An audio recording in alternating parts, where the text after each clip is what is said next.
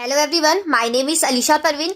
आज हम इस वीडियो में क्रय बही या जिसे हम क्रय पुस्तक और इंग्लिश में परचेज बुक बोलते हैं उसके बारे में जानेंगे। वो क्या होता है? तो देखिए, उधार खरीदे गए माल का लेखा जिस बही में किया जाता है उसे हम क्रय बही कहते हैं या बीजक बही कहते हैं। अब देखिए, किसी भी बिजनेस में उधार और नगद दोनों तरीके से हम माल को खरीदते हैं। तो नगद का और उधार का अगर आपको देखना है कि आप इस साल कितना उधार माल खरीदे हैं तो उसके लिए आप देखेंगे क्रय बही में। अगर आप नगद में और उधार को दोनों में एक ही जगह में लिख देंगे और आपको अचानक से देखना है कि आप इस साल कितना क्रय किए हैं उधार में, तो उसके लिए आपको कंफ्यूजन होगा। इसलिए यहाँ पे हम क्रय बही या क्रय पुस्तक के नाम पे एक अलग से उधार खरीदते हैं जब भी उसका लेखा कर देते हैं।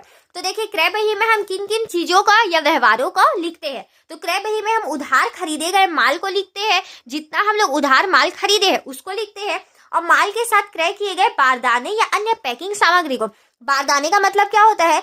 ऐसा थैला या जैसे हम किसी भी पैकेट को बोल लेते हैं जिसमें माल को हम लेकर जाते हैं, तो उस चीज का भी इसमें लेखा करते हैं।